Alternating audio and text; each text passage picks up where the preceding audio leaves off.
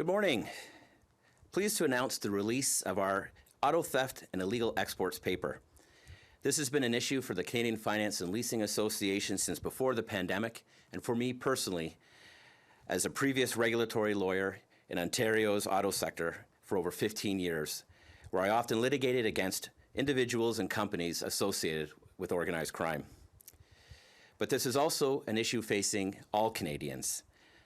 A vehicle is stolen every 6 months in this country, and we at the CFLA felt the timing was right for this paper, as we're all waking up to the reality of the devastating impact auto theft is having on Canadians from coast to coast to coast. Our new report highlights the 300% surge in vehicle theft, revealing a $1 billion a year crisis. Whenever I have a conversation, my interlocutor invariably has an anecdote of their own, of a car stolen from their driveway or from the driveway of a loved one.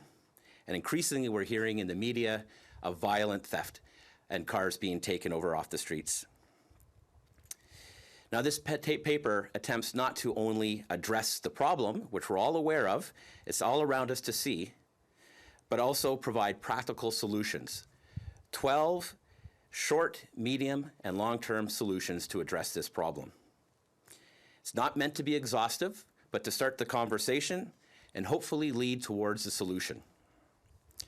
Unfortunately, there is no silver bullet. Any meaningful response will be multifaceted, and it will call upon all of us, federal, provincial, and municipal governments, the Canadian Border Services and Policing, manufacturers, dealers, insurers, and consumers like ourselves, to do our part, because together we're stronger than the criminals. The recommendations range from simple things like public education programs, the reestablishment of provincial auto theft teams across the country, and a permanent national coordinating body for vehicle theft programs.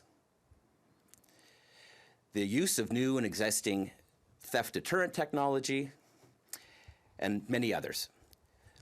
I'd like to take this time to highlight a few of these. One significant recommendation is the modernization of lien registries and vehicle registries across the country, and their integration not only between themselves, but between their provincial counterparts. This would be a big step forward in ensuring and avoiding the duplication of vehicle identification numbers, which is a leading cause and a furtherance of the resale and export of these stolen vehicles. But not everything we recommend in this report comes with a price tag. One source of prevention I mentioned, where a pound of prevention is worth a pound of cure, is awareness through media events such as this that help Canadians take precautions with their vehicles, keep their vehicle fobs away from their front doors, and not leave unattended vehicles running. Some solutions are simple.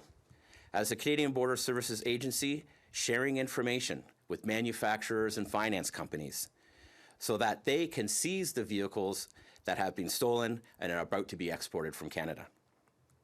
Or extra vigilance on behalf of the CBSA and police utilizing the powers that were given to them.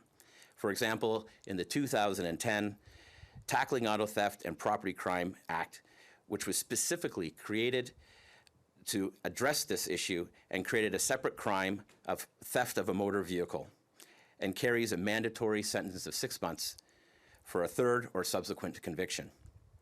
The bottom line is the Canadian Border Services agencies has to do more, share information, search containers leaving Canada, and help us all fight organized crime. Policing, too, has an opportunity. In Ontario in 2021, over 26,000 vehicles were stolen, but only 5 charges were laid for revinning, that is, changing the vehicle identification on an automobile. One common thread emerges throughout these solutions as proposed in a report that I've highlighted now, and as I said, highlighted in the report, and that is the importance of leadership.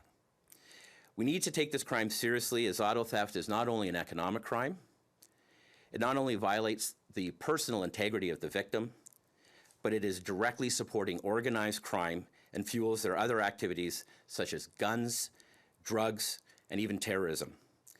We need to hit organized crime where it hurts. We need to cut off a significant source of their funding. So with that, I thank you for your time, and I'd be pleased to take any questions you may have. Okay, we'll go on Zoom to see if we have any question. On Zoom, use the raise hand button.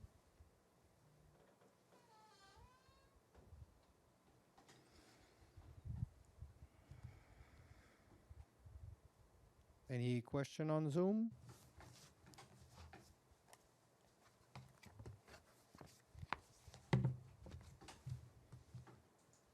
Last chance for a question on Zoom.